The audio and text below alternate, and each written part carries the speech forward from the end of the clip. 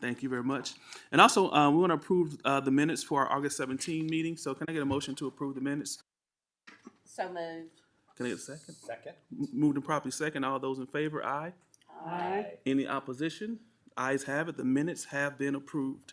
Looks like we have one official action for today, which is Resolution 1483, a resolution authorizing the execution of the power supply expanded flexibility agreement. Try to say that fast. Yeah, okay. With TVA. So I'm going to recognize Gabe to talk about that resolution. Thank you, Commissioner Small. Commissioners, we do have a new resolution in place in front of you that Mark Walker, our Senior Vice President and CFO, will talk to you about. It's a part of a flexibility agreement that we've been working with TVA for many years to get revised, and he'll give you those details here shortly. Thank you. Good afternoon, Commissioners. Today, we do present for your consideration a resolution that would authorize KUB to enter into an agreement with TVA to participate in their power supply expanded flexibility program. That is a lot of words to say.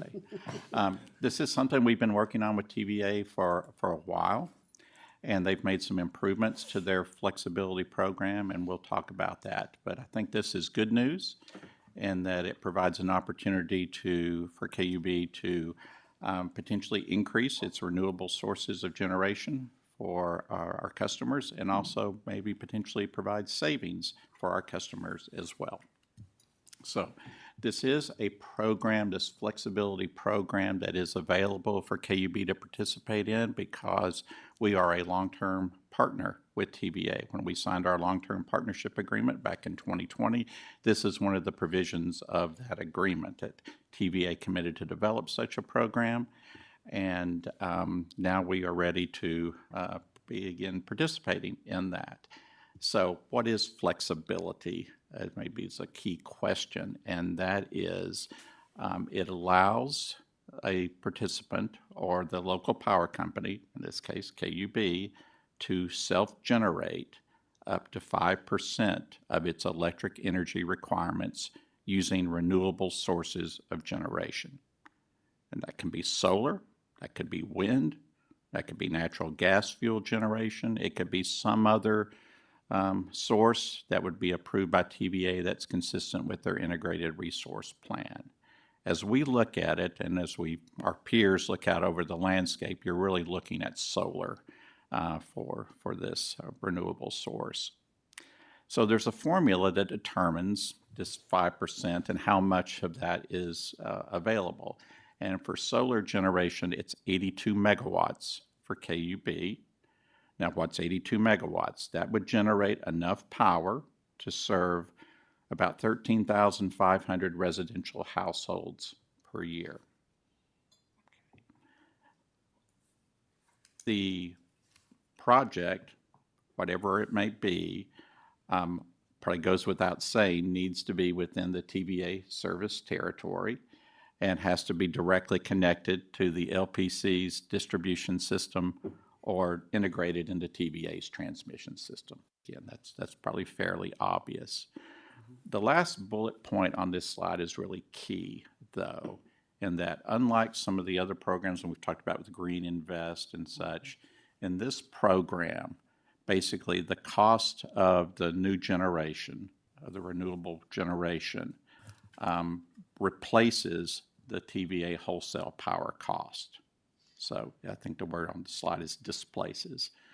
But TVA's cost goes away, this new cost comes in to take its place. The goal is for this to be less than this. Mm-hmm. And if it is, then you're going to achieve power cost savings for your customers while also increasing your renewable generation portfolio. Okay. Mark? Yes. How, I don't have a point that I can judge how much that flexibility amount, really how to judge that. Mm-hmm. The places that we're talking about generating solar power for us, how does that compare to that amount? Like okay. These Green Invest projects? Yes. Okay. We have 325 megawatts of Green Invest under contract. Okay. But that doesn't count toward this? No. Okay. Okay, This would so it's sit, different. this would sit on top of this, but there might be a but there. We can talk about that here in just a moment, where you have the opportunity for the Green Invest to transition and be part of flexibility. Okay. Okay. I would imagine that over time, as solar is more adopted, by consumers and by utility companies, that 5% may not be an applicable number. It may want to be 10% or 15 or 20 or higher. Is there a term to this? I mean, do we negotiate it every year, or is it, what's kind of the makeup to allow this percentage to grow over time? Yeah, it's a very good question, commissioners, and I would not be surprised if that amount does increase over time. I think, as we all know, TVA is facing situations on their system where there are generation capacity shortfalls, and they're looking at a number of opportunities to bridge that gap. And increasing LPC's amount of flexibility may be one of those. So I And is think there a it's, term, I mean, is there a time we go back to them and can ask, is this locked in for X amount of years, or how do we kind of grow that percentage if we want to? it would ultimately be up to TVA to amend this agreement or enter to another expanded or enhanced flexibility agreement that would provide for a greater amount. And how long is this Yes. agreement? That was my question. This agreement would, well, basically, it allows us to participate in the program, okay? So this agreement will coincide with the length of our long-term partnership agreement, which is 20 years. That's okay. So, But- go ahead. Sorry, no. And Mark, isn't it a rolling 20 years? It is a rolling 20 years, yes. But then, this just gives you the ability to participate in the program.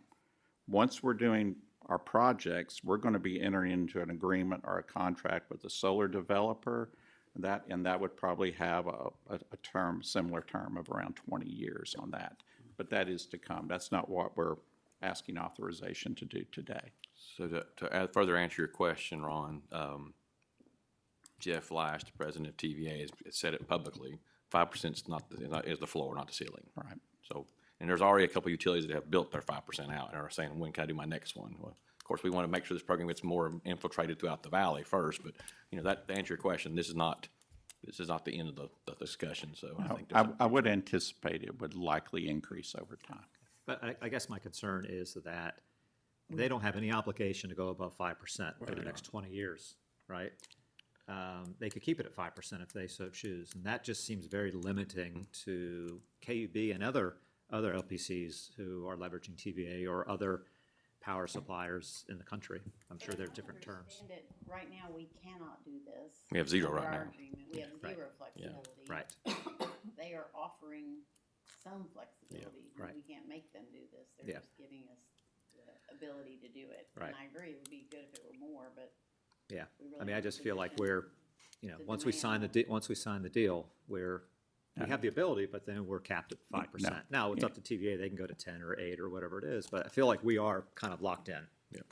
Entering into this agreement does not preclude us from taking advantage in the event that they are to increase that level at some point in time. It's not like, well, you signed that, so you're locked in, and we've increased it to 10%, and you can't.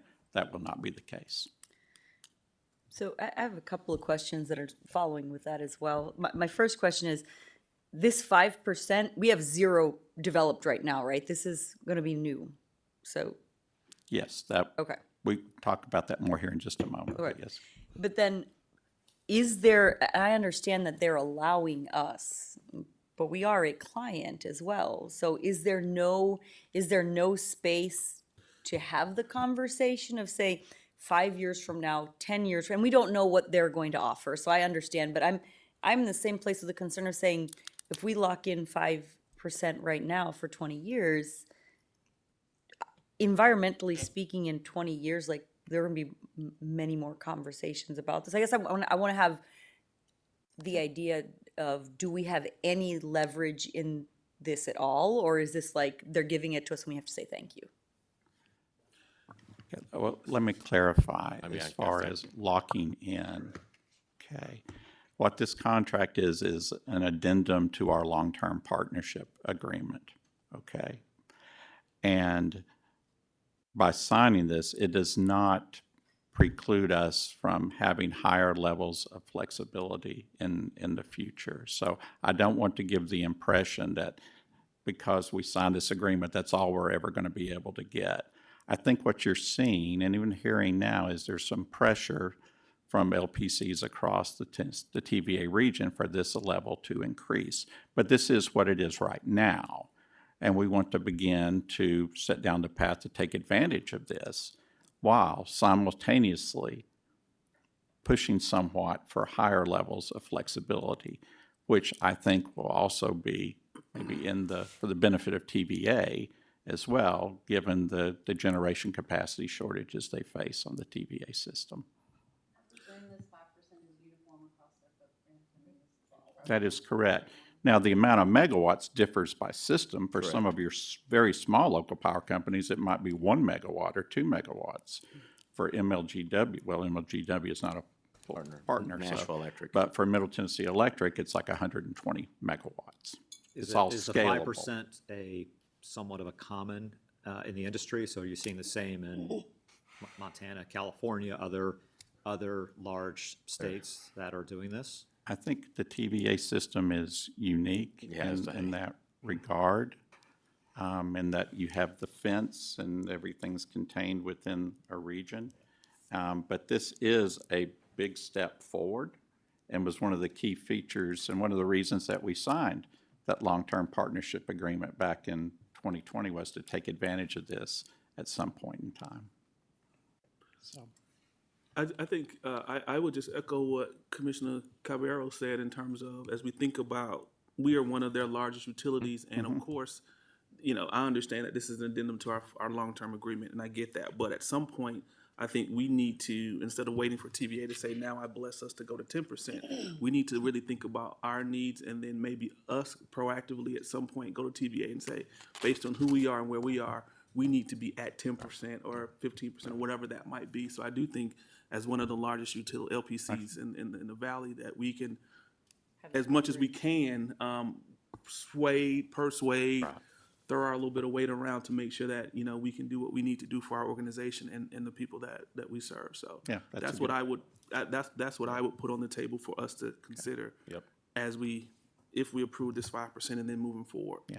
Yeah, I mean, that's a good- it's not unusual. I mean, many of us dealt with 20-year contracts before, and if you don't have an open door to get back into that thing over 20 years, it's not a great position to be in. Right. Mm-hmm. And it would be great to have some window in 5 years potentially to say, okay, this in 2030, we're going to, you know, open this up and renegotiate this percentage if they haven't budged off the 5%, or maybe it's 8-9% and we want it to be 15 or 20. Yeah. So for example, let's say 3 years from now, TVA says that can increase to 10%. Okay, then we're going to be able to take advantage of that. Okay. Yeah. I'm just thinking about, Yeah. again, we're the customer. Yeah. Yes, we are. And I Yes. think We absolutely are. we're somewhat handcuffed. Yep, to have always their been. whims on these increases without having any opportunity to open up a contract. No conversation. Yep. Great. I think, though, that one of the things that we've seen over the years is we have had a very good relationship with TVA. And I think that the continued dialogue with TVA and their management puts us in a enhanced position to be able to discuss issues with them. And I know that you all are very conscious of that, and I encourage you all to continue, because the lines of communication, I think, lead to a win-win. Yep. But this is a step forward First step. for LPCs in the valley. Let's not make no mistake about that.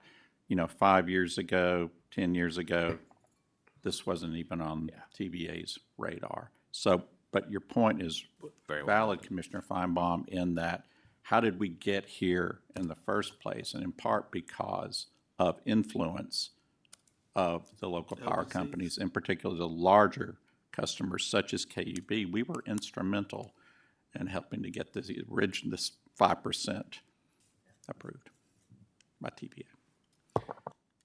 Okay. just briefly, a little bit of the history on this. When flexibility started out, it was first rolled out, it was somewhat limited, and that the projects had to be located within the LPC service territory. Okay. And it did not provide for collaboration or partnerships because of that. Well, why was that a problem? Because the availability of land to site these solar projects, and we know we talked about last month with those projects in Mississippi taking close to 2,000 acres of land for a 200 megawatt project, may depend upon the topography of the system, and that which we may have challenges, on our system as well, and that. But so as TVA heard those issues and basically put a working group together, which KUB was part of, and came up with this expanded flexibility project, which now says the project can be located anywhere within TVA system territory. It can also, you can have collaboration and partnerships to achieve better economies of scale, right, and better economics for projects. That's particularly important for your smaller local power companies. That. Hey, Mark, for this project, do we have an idea about what we would do? Are we thinking about Green Invest? Are we thinking about Mississippi partnering with somebody, another LPC? Like, where are we thinking? Yeah, I'm headed there here in just a second. Okay. I'm a little bit in front of you. Good question. Good question. One of the key points, so begin to answer that is, KUB is one of 2 LPCs in the Tennessee Valley that participate in TVA's Green Invest program. Okay, I think the other one's Starkville, Mississippi. And we have that 325 megawatts, right? So there is potential. We are currently in discussion with TVA, but they are going to allow us, if we so choose, to transition a portion of that Green Invest to flexibility. Okay. So why is that important? We'll go back to this slide here. That's known. Mm-hmm. And for those projects, that's known. That's known. And in each of those, take your pick, the delta is pretty significant and can produce some significant financial savings for KUB and its customers. So we need to take that into consideration. So we're still in talks with TVA about how all that would play out, and that's going to take a number of months. So at the same time, we're looking at sites. We've actually hired a consultant to help us with this, to help identify potential sites for solar projects in our electric service territory.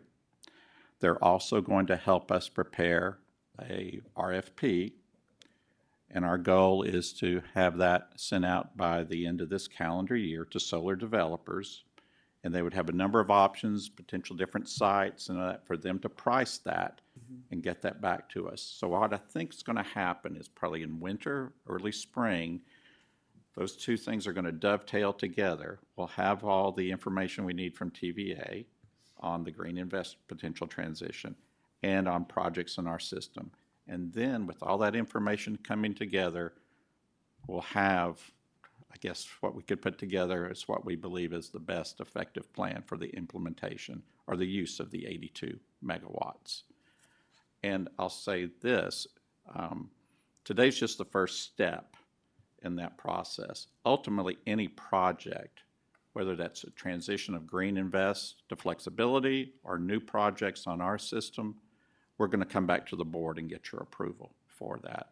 We're not just going to go off and do our thing and let you know after the fact. It would require your approval for, obviously, to enter into those contracts and such. So this is a good thing. We have work to do and decisions to make as the months go by, but I think ultimately we'll be in a position where we can hopefully increase our renewable sources of generation and also save money for our customers. That'd be the ideal situation. Thank you. So, Resolution 1483 authorizes the execution, and I won't say it again because it's a lot of words, but of this agreement with TVA. Any additional questions from board members? Can I get a resolution for Resolution 1483 for first and final reading? Move to approve. Second.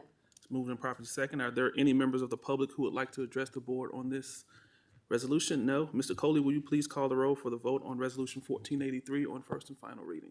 Commissioner Caballero, Yes. Commissioner Feinbaum, Commissioner Gibson, Commissioner Hamilton, Aye. Commissioner Herbert, Aye. Mr. Small. Aye.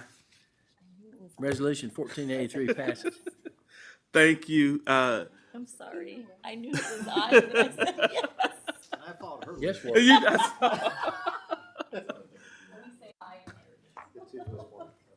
so that was our only official action as a board today. It's time for our president's report, so I'll recognize Gabe for our president's report. Thank you, Commissioner Small. Commissioners, you know how important Century 2 has been for our system, all 4 of our utilities. We've been doing Century 2 now for about 15 years, making sure we rehab, replace, upgrade our facilities as our system grows and also ages. And so I've asked Kurt Stafford, our Director of Engineering, to give you an update on where that's at, a little bit of a high level of each of the utilities so that you all can see where the progress is being made. So Kurt, thank you very much.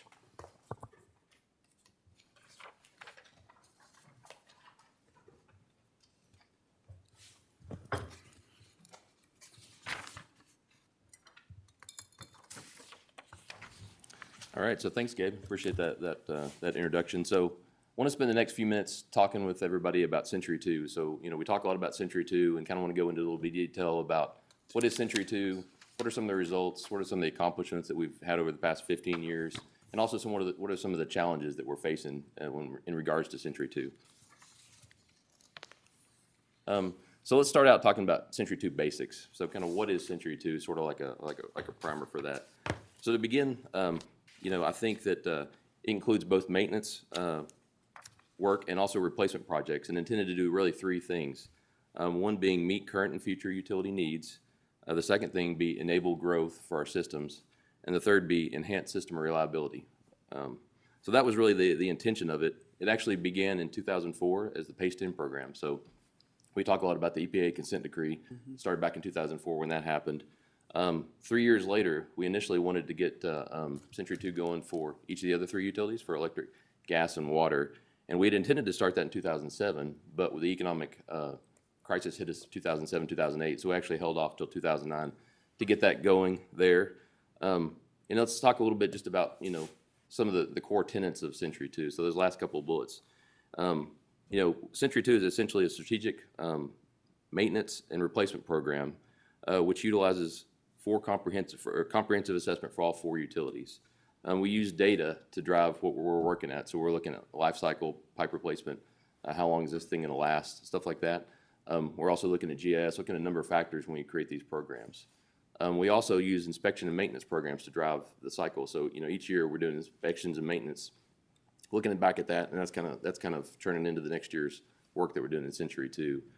And then also ultimately, this data and information goes back and creates a comprehensive asset management plan for the utility. So the way that we've decided to implement Century 2 is really break it up into programs, because programs are an easy way to get this done. It's a very comprehensive way to do it. And so what we've done is taken a programmatic approach to Century 2. And what we've done is inventoried all of our assets and created programs that directly assess and work on each of those different asset classes.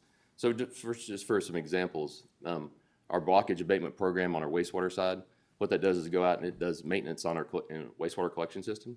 So, we're going out, flushing lines and things like that just to prevent overflows. So it's a maintenance activity that we have a program for. We also have a substation refurbishment program. So actually going out actively, looking at substations, picking out substations, going and doing refurbishment upgrades to those substations. So that addresses our electric substation, just ensuring the lifespan of those things. We also need to make sure it's perpetual and sustainable. So each of these cycles, we need to make sure that we're looking at things, it's every year it's going to be a different picture, right? Things are changed, we're doing our assessments and stuff like that. Things are changing, so we're looking at life cycles and looking at maintenance. And we have this, you see down here at the bottom, we have this little circle each year, and the way that we do it is it's kind of a plan, fund, execute type thing. So back in the winter, we're planning projects, so we're getting all that maintenance information back in, doing all our assessments, doing our planning, coming up with projects and things. Then we're actually coming up with budgets in the early spring, working towards getting those approved. And then come June, when the fiscal year starts, we're actually executing those projects. So we're out doing projects, doing maintenance, and it's all guided based off the data that we talk about. So now we want to go into some of the accomplishments and also some of the challenges we've experienced. So like Gabe said, we've had a lot of great success over the past 15 years of Century 2. and really excited, I was putting this together, I was really, as we pulled things together and we're kind of looking at some of this stuff, it's really exciting because, we've made a lot of progress over that time. Just starting out talking about the electric system, we've actually increased reliability by about 33%. If we look back, comparing that to 2006 standards. What we did there is we're looking at some of the metrics for customer outages per hours per year, and we've actually driven that down from about 3 to a little bit under 2 in FY23. So that's a really great thing. KUB's actually also attained the highest level of APPA's Reliable Public Power Provider Program with the RP3 program. So we're really proud of that on the electric side. On the wastewater side, we've also driven down SSOs, or sanitary sewer overflows, by over 80% when you compare that to 2004 when we started the consent decree. So that's a great statistic. And we've also, I think Gabe mentioned it, we've also finished the consent decree last year, so we finished that project out successfully. It's really something to be proud of. On the water system side, we've also driven down main breaks by about 60%, if you compare that to 2007. And then on the natural gas side, we're also doing great things there too. We're increasing reliability by making connections through transmission lines to in-feed stations to increase reliability, and also removing cast iron and steel in the distribution system. We've also been looping sections too to help reduce customer outages and things like that. But also, we've got all these great things that are happening, but also in the past couple of years since the pandemic, we've had a lot of headwinds, right? We've had some challenges. We talked a little bit about that in the budget presentation this year too. So, really the two things that we've encountered, really back when the pandemic hit, early 2020, we did some rate and budget deferrals. So we deferred some projects, we pushed some things out, just to make sure that we didn't know what the impact was going to be at that point. So we said, let's slow down on some of these things and some of the pace a little bit. And then also too, as we talked about, there's also been inflationary supply chain and labor market pressures that have been working against us over the past couple of years. Lead times have extended on things, especially electrical equipment and stuff like that. So that's just some of the things that we're facing the past couple of years. So now we want to transition over to our electric system and talk a little bit about that. And so, Century 2 programs on our electric system really focus on safety and reliability. That's the key components for the electric system. So we want to start off talking about our pole replacement program. We have about 130,000 poles out in our system, so we're looking at all these poles and figuring out which ones to replace, constantly assessing these things. We initially started out replacing about 2,600 poles per year. We backed that down to about 1,400 poles per year. You can see there on the right, we've got a graph of kind of the last 6 years of pole replacement projects. And really the reason we backed it down was really kind of twofold. One, we transferred a lot of the street light poles over to the city of Knoxville. And the second was we did more of a strategic approach to distribution and transmission, more on a circuit-based approach to looking at them. So right now we've actually brought our pole assessment program in-house. We brought it into our electrical engineering group, and now we're looking at the pace. So we're actually going out and starting to look at the poles, and we're figuring out what's a good pace for us to be at, and where do we need to be at. So working on that. We also have a transmission line program. So we're out replacing transmission lines. We have about 266 miles of transmission lines in our system, which are the 69 kVA lines that we maintain that come in from TVA. And we have replaced since FY17, we replaced about 83 miles of those transmission lines, which is about 31% of the system. And we're actually on track to replace that, all the transmission system by FY32. So within the next 9 years, we'll be done with that, which is a big deal, and it really helps reliability. Kurt, does that pole replacement number include poles that have to be replaced because of vehicle accidents or things like that? Or is that just strictly the replacement, and then the others that have to be replaced aren't counted in that? I think, and John could probably speak to that, but I think those are included in that number. Okay. Yeah, it's all the poles. Okay, so moving on, talk a little bit more about electric. Want to focus on our substation replacement program or refurbishment program.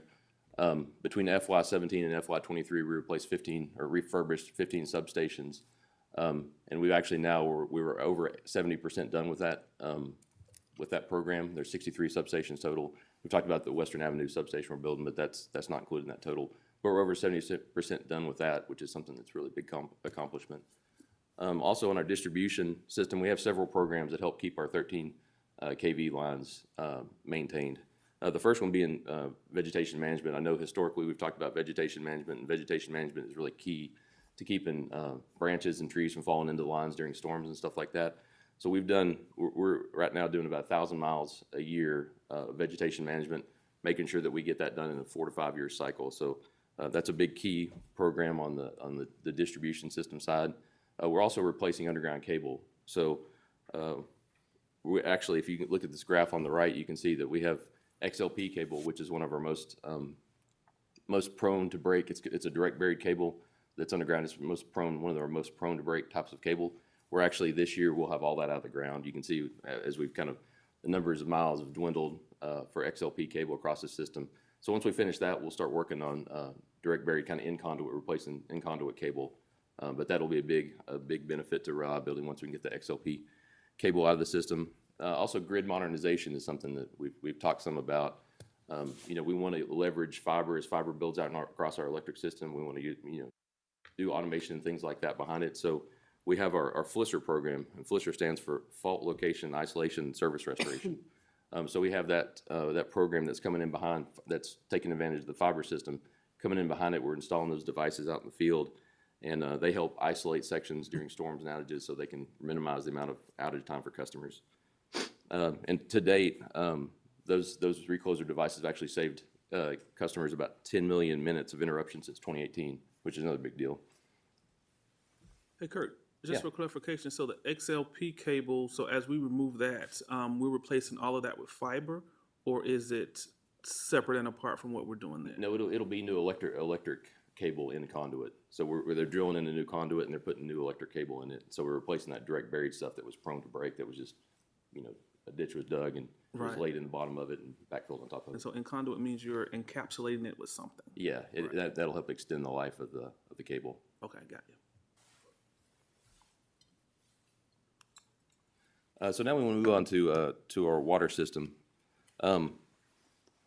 So the main thing that we have going on with our water system is the main replacement program. So out in our distribution system, we have a little over 1,400 miles of distribution mains out there, and we actually have built a prioritization model which helps us look for. It takes into account several different factors, obviously age, type of pipe, things like that. But it takes into a bunch of different factors and helps us prioritize where we're going to be doing work.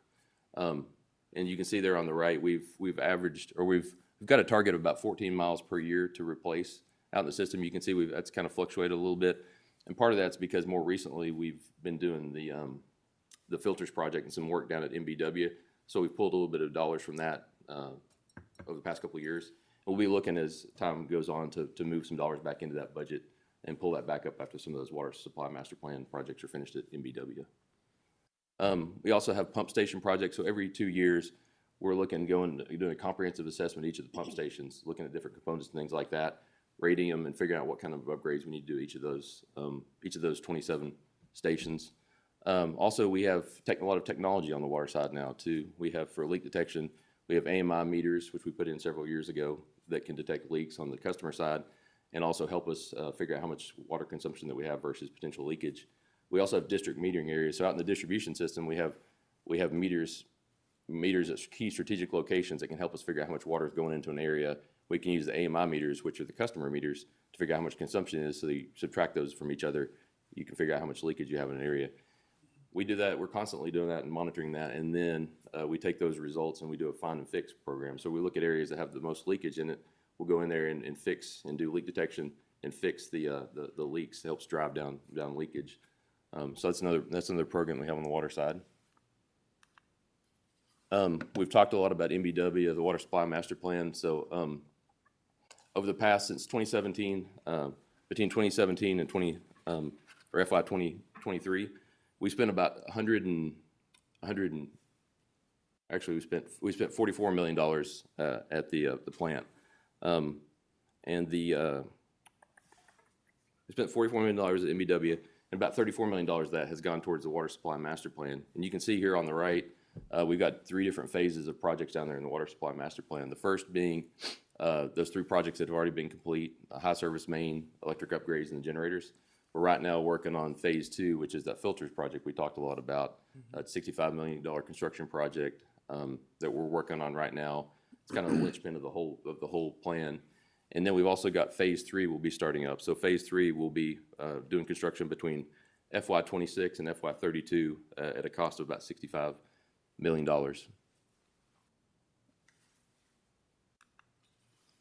Next, we want to transition to our natural gas system.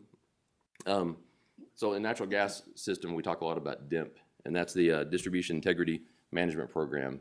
And that really drives a lot of our investments there. That's a regulatory-driven program, and it's on a continuous cycle where we're looking to see where do we have any leaks, where can we do better. It's kind of a continuous feedback loop.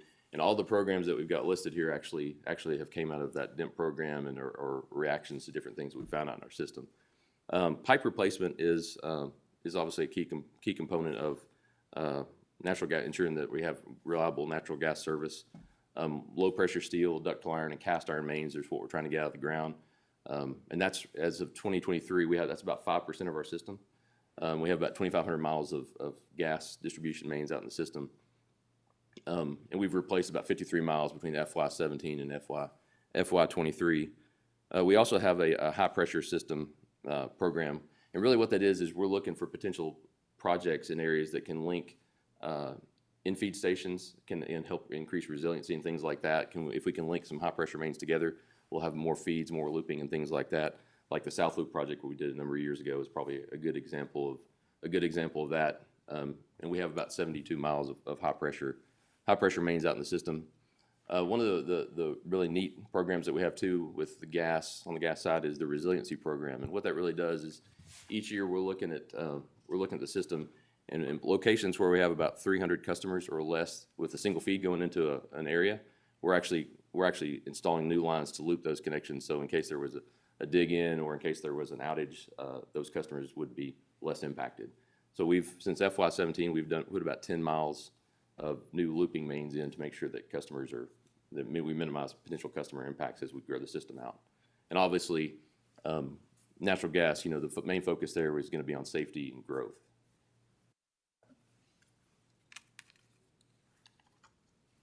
So now we'll turn to wastewater.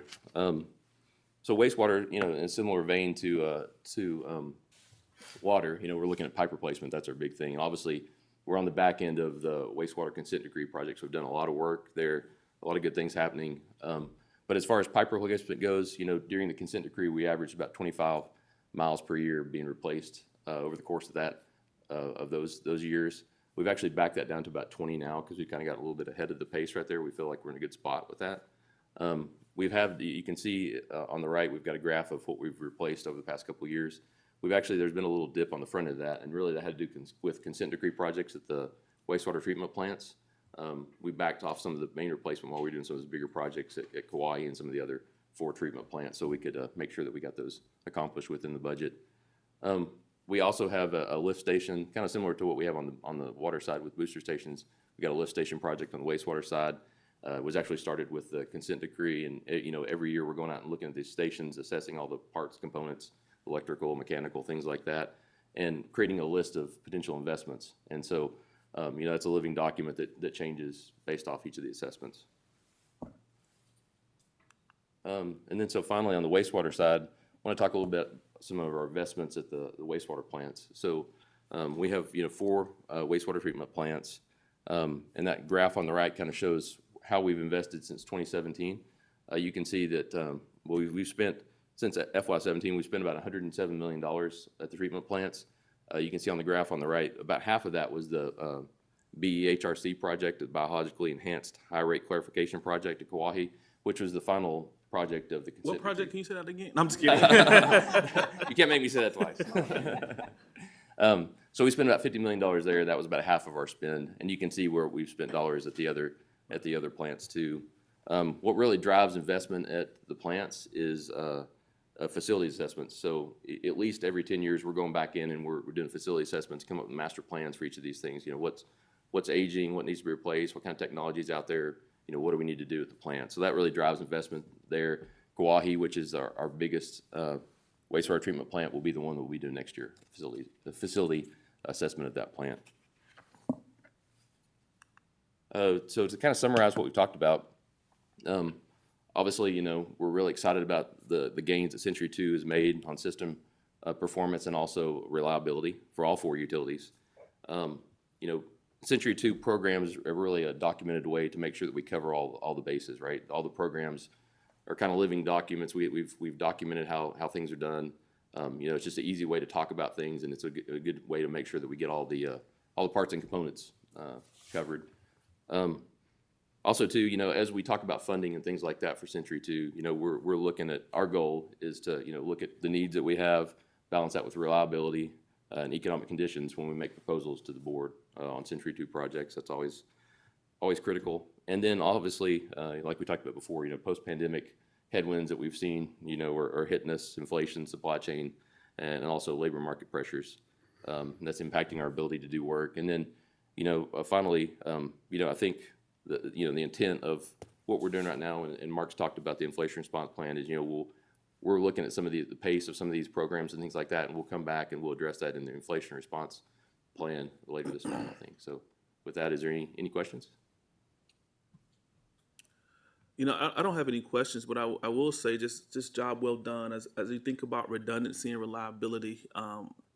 People, this is not the sexy stuff that people see, but I mean, this is really the things that when we cut on, we hit the switch, and when there are outages and we can get back in record time. I think these are the things that make sense, and I think these are the things that really impact people's lives. Many of you know I have some really dear loved ones who are from Flint, and I look at what happened there, and we can't afford not to invest in our system as we think about all of the things that has done in terms of health and access and all of that. So I just commend us, and more importantly, you all as staff, for continuing to make this a priority, because again, this really does impact people in ways that we don't think initially, but it certainly helps with quality of life for folks. So thank you all for continuing to invest. Yeah, great point.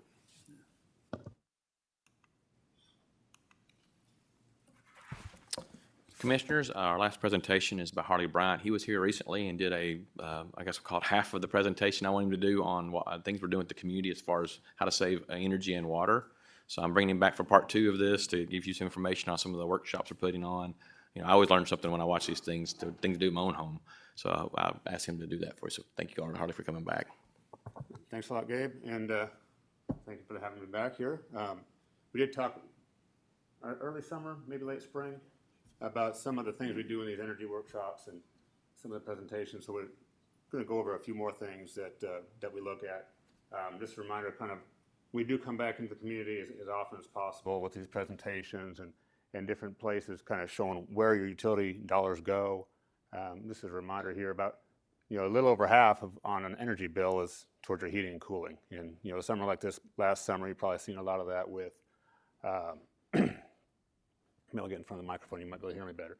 But get, you know, a lot of that heating and cooling. You know, this summer was pretty warm, so you probably saw that on your utility bill. The next largest portion of that's going to be your water heating. So those two combined is a big deal. But there's a lot of things in addition that affect your utility bill, and we want to talk a little bit more about those and how you can kind of try to keep those under control. You know, some of the appliances in your home you don't think about. You put clothes in the washer, you wash them. You know, some of us have more frequently need to use the washer and dryer. Some, you know, not quite as often. But that does add up, and, you know, things in your appliances in your home, your refrigerator, a lot more devices now in our homes. You know, you think back a few, you know, maybe even 10, 15 years ago, you might have just had a few televisions, didn't have a cable box or satellite, but, you know, the type of equipment we have now, receivers, is just so many more. You know, every game system, all these things are running, and they just add to the number of kilowatt hours on your bill each month. So just we want to make sure people understand when you're looking through your home, doing an assessment, what all is using my energy. These things all contribute to that utility bill. Obviously, again, your HVAC is going to be the biggest bit driver, but there's just things you can minimize. One of the things that we try to encourage folks to do is just get an idea of how is everything in your home working. Is it working properly? You don't think about something until it's broken sometimes. So it's really important to maybe look at what can I do to minimize my bill? Is there something in my home that's not running effectively? Or is there something that's new that I could do to maybe reduce my utility usage? So we try to encourage folks to get an energy evaluation. And you can contact, we do partner with TVA, Energy Right, and they have an online self-evaluation. You can go through yourself. They kind of guide you through what to look for and how to, okay, this is your lights, this is your attic, this is your crawl space, this is where everything's going, and they'll give you a personalized report along with like a starter kit to kind of get going with energy savings. And beyond that, if you're like, I don't really feel comfortable going to my crawl space, there's bugs down there, and the attic is kind of hard to get to, my knees don't feel as good as they used to, you can have an in-home energy evaluation, and they'll send an evaluator out, and they'll go through everything, take a look at the age of your unit, the efficiency of your unit, and they'll make recommendations, how to get the most bang for your buck. Don't just go out and get, maybe the nicest new windows that are going to save 1% on your utility bill, but maybe you need to upgrade your water heater to this efficiency and save this much more on your bill. So they kind of give you a list of recommendations that you can kind of get the bang for your buck out of it. And there's also financing options. They'll talk to you about how to do that with the qualified TVA contractors that they have. They've gone through basically certification through TVA, and kind of know that you're getting what you're expecting to get. And they do everything from insulation to energy sealing. They got folks, contractors that'll do HVAC equipment, water heaters, and things beyond that. As we talk to customers, we want them to understand that just like your vehicle, just like anything else, just like your own health, you want to try to maintain it, keep it up to date, and prolong the life of it. So we talked to them about maintaining, have an inspection. If you don't have, don't even have to have a home energy audit, but if you want to have your unit looked at in the fall and the spring, as you're going to these transitional periods, like as right now, the temperature is starting to get a little bit cooler. Unfortunately, probably in a month, maybe a month and a half, we might kick on the heat for the first time. We don't want to look forward to that, of course, but as your unit changes from cooling to heating, there may be some things inside there that need to be looked at to make sure that it's operating properly and not doing both at the same time. So you want to maintain, have it checked out at least once a year, but it's good to have it in the winter and then again in the spring as you're changing from heating to cooling. Check your filter. Make sure that's changed out regularly. If your filter's blocked, the airflow is not getting in, and that unit's working that much harder. And especially in the summertime, it's going to draw a lot more moisture in. You want to make sure that that's getting changed out so you're not having a problem with moisture and humidity control and those type of things. And then when you do have to replace your unit, try to get the most efficient you can at the time. One thing you think about is kind of like with your own health.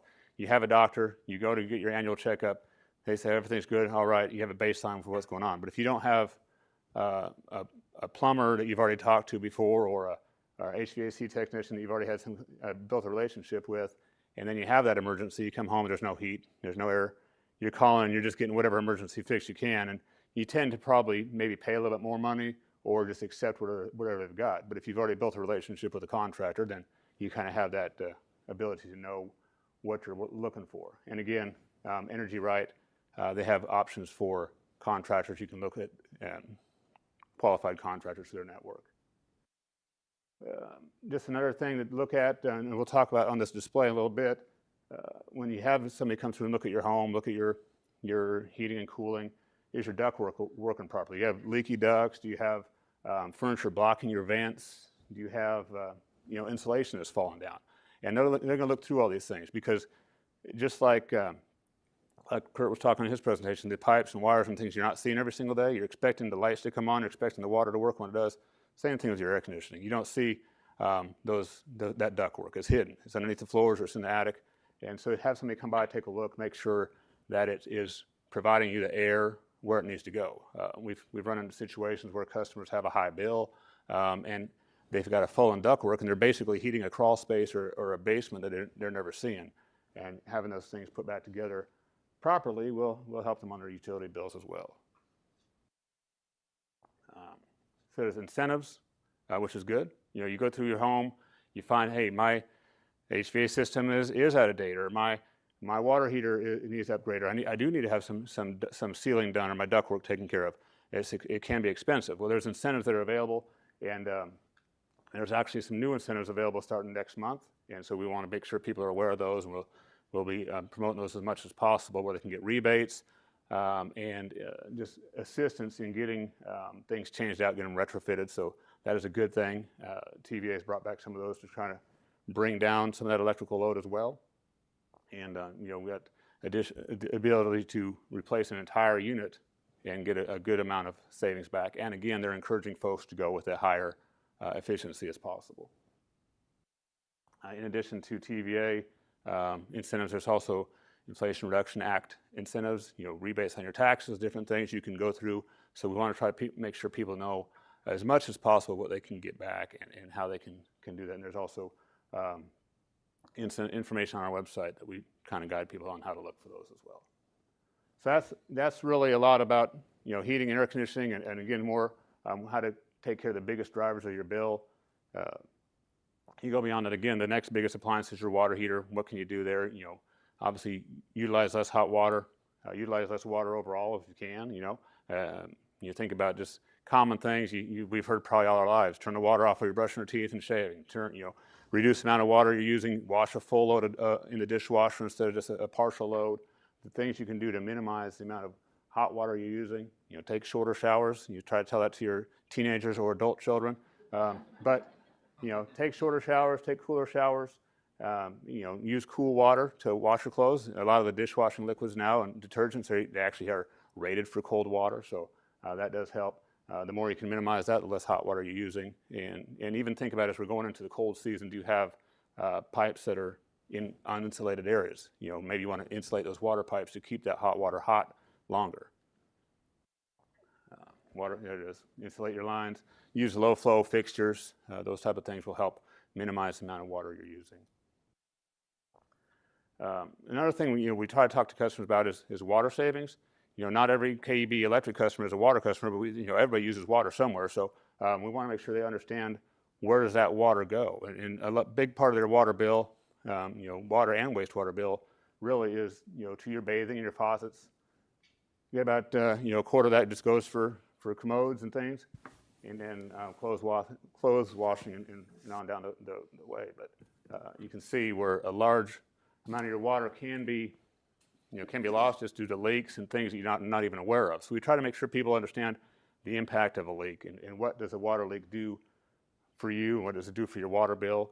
If you're a KUB wastewater and water customer, you're basically getting a double impact because we charge our wastewater based on your water usage. So if you have a water leak, it's hitting you twice. And you want to make sure you fix those and find them as quickly as you can. Here's an example of how it shows up on your utility bill. We do show folks with graphs and kind of see, here's how much water you use this month, and here's how much wastewater that also equated to.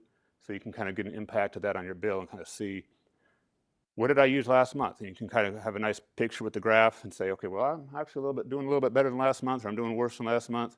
So that's kind of one way we try to help people understand where they're using their water. But we also, with our advanced meters, we now have a ability to let people know if we detect a leak because of continual usage. We'll try to make a phone call will go out to a customer. It's an automated phone call. If we detect continual usage over 48 hours, because most people probably aren't going to run their water in their home for 48 hours on purpose, and that automated phone call will go out and kind of indicate to them, hey, you might want to check for a leak, see if there's something going on, and it really does give them an opportunity to find and prevent something from getting worse. Here's an example. Add me to that, Harley. That's a big deal because some of our utilities around us do not do that. I do not live in the KB water system. I had a leak I didn't know was going on. I got a $2,000 bill the next month. So I was like, come on, guys. You could have called me sometime that month and give me a heads up. It's my leak. I get it. But this is a huge deal for our folks. And I can't say enough about it. So thank you, Harley. Yeah, and being in the customer support department, we've seen the same thing. In the past, you just had your utility bill to know if you had a high or low. But now that we've got that ability to proactively notify folks, it really does help. And here's an example of things you can do in your home as you're looking around. You look at your pipes. As you see corrosion building up, your pipe will leak. Even on newer copper pipes, you might have leaks at joints and things to look for. So that's my water heater. I came home, I got a phone call on a continual usage, and came back from vacation, and I had a water heater leak. There's a hose on top of that. I'm not sure if this will actually play or not, but there you go. You can see my water spewing into my crawl space there. I wouldn't have known it. I had water, I had hot water. I maybe noticed maybe it was running a little bit, run out of hot water a little bit quick, but that affected me. And I got a phone call, and maybe I should go take a look around. So the first thing I did is go look at my meter, look around the house, didn't see any problem. So the last place I wanted to go was down in my crawl space, but I found it, and it did prevent me from having a lot more damage and a lot of long-term issues. So this is kind of what you can look at if you have your own account, your KUB account. You can log in on your phone and or on your computer, wherever, and get a detail of your usage. So day by day, and this isn't mine. Mine was much worse than that. But day by day, you can take a look and see, okay, I'm kind of baseline down here, 20, and then it spikes up quite a bit. So you can kind of see those leaks on your account and know where that's at. Additionally, you can set up to have an alert where maybe it doesn't go for 48 hours. 48 hours is still a long time for a leak to go. You can get an alert. It'll tell you the next day, and it'll text you if you set it whatever threshold you want to have for your amount of water. Say you used X amount of water yesterday. You exceeded your threshold, so you can kind of give you an idea to look for something. You say, oh yeah, we had Mary and Sue over yesterday, so we know that probably caused more water, or we had a pool party. But if something unusual, you're out of town or whatever else, my water usage is spiking, or my electric usage is spiking. It kind of gives you an ability to set up an alert, and even also can help you budget. So if you're saying, I only want to use 80 kilowatt hours of electricity per day, if I'm using more than that, I want to know about it, you can set that alert up on your KUB account. So it's a very helpful thing.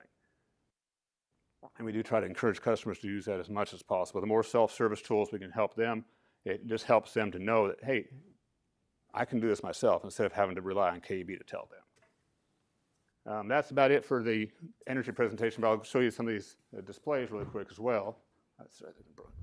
Some of the things we go through, we try to give folks more of a hands-on what they can see and how, because most people aren't going to look inside their ductwork, not going to see how that goes. But this first demonstration here just kind of shows you, as you're talking about your ductwork as it comes into your unit and everything, you've got potential gaps where you have air loss. Maybe this hot air, it's middle of winter, you're trying to heat your home, and the hot air is all going into the crawl space instead of coming out into your home. And this kind of gives you I don't set off any smoke alarms here, hopefully, but to give you an idea of how, see, there's smoke in here just a second. It's a little bit hard to see the smoke sometimes, but this will show you, this is a sealed up ductwork. So what you want your ductwork to be sealed up and kind of get, there we go. Now we're smoking. So this one's sealed up. There's no, the airflow ideally is going to come out into your home. You want to heat your home. The not sealed, you can see the airflow is coming out. It's blowing the smoke around, and a good portion of that heated or conditioned air is coming back out into your crawl space or your attic, where you don't want it to be. You're not trying to heat those places, and you're paying good money to heat your home or to cool your home, so you want that to go back in to the conditioned place. Another thing we talk to customers about is where, inside your own ductwork itself, your returns or the supply line as the air comes out. These normally come off, but anyway, we talked to them about sealing up the boots and areas that they can look at and have as one of these home inspectors come in and take a look at where they can save, maybe even sealing up around the ductwork, places you can do improvements and keep that warm air coming in or that cool air coming in, rather than paying for it to go somewhere else. So things you don't look at because it's out of sight, out of mind. You flip the switch on, your thermostat comes on, you expect the air conditioner to work. So another thing we don't like to look at, I mean, we use them every day, multiple times a day, some of us, is our commodes. And when we're talking about leaks and water leaks and things, one of our bigger areas that people lose water is just through the commode. There's so many places inside these that can leak. You don't see it on the floor because it just goes right back down the drain. It's nice, you're not flooding your home, but at the same time, you may not know when you have a leak. There's so many different areas inside, like the flapper could be loose, may not seal properly. Water could be going right through there. The float may not set back down right, so the water doesn't cut off and just continues to fill the tank, and it goes right back down the overflow tube, so you don't see that water. Another area that is common for leaks inside a commode is just the handle itself. The handle may do what it wants to do, but the chain may be broken off, or for whatever reason, that sticks open and that water continues to flow. And you don't even realize it. The commode works when you need to use it, so everything's fine. But we'll get calls from customers say, I got a notification, you all called me, said I got continuous water usage. I don't see any water usage. I don't see any water leaking anywhere. I looked everywhere. Your meter must be wrong. We'll go out and we'll go talk to them, and we'll take a look around, see what we can find. And have you checked your commodes? Well, no, my commode's not leaking. They're looking for water on the floor. Really, the only time you see water on the floor is if you have where the back of your commode connects to the bowl. That might be, very rarely would that be the case. So we take a look around, and you see there's water running continually. All these parts inside here is all plastic. Plastic on moving parts. We've all probably seen things that move or are used frequently. The plastic's gonna wear out, and they wear out. But all these parts is $20. So for $20 in parts, you can fix your own problem and keep from having a big bill. But some of these utility bills on the water and wastewater can get pretty high from having a continual leak. So that's what we try to help people understand and keep their utility bills down as much as possible. So, any questions? All right, thank you. Thank you. Thank you, Harley. You always have the best gadgets when you come to board. Yeah. Not to take anything away from your spreadsheets, Mark Walker. I feel like, is there a possibility of getting, I think those slides, I'm thinking of my community, like, I'd love to have those in, like, there's 2 words per image, like, that in Spanish, to be passing on social media seems like it would be a really good tool. We actually have them in Spanish, so we'll make sure you get them. And we will actually come, and actually, we have one of our customer support specialists that is bilingual, and he will actually come do a presentation in Spanish if you guys would like that. So we can, we're trying to make sure that all communities have access to the information. One of our health fairs, we get hundreds of people. Sounds good. All right, I'd like to recognize Commissioner Feinbaum for the nominating committee report. Thank you, Vice Chair Small. The nominating committee received 20 applications for the commission term beginning in January 2024. The next step is for the committee to conduct interviews, and those are tentatively scheduled for September 28th and 29th. Pursuant to the city charter, at least 5 candidates will be submitted to the mayor, and we will nominate those candidates at next month's meeting. Thank you, Commissioner. Are there any members of the public who wish to address the board today? Seeing none, following the adjournment of this meeting, the board will have a lunch session that is open to the public to observe. This meeting is adjourned.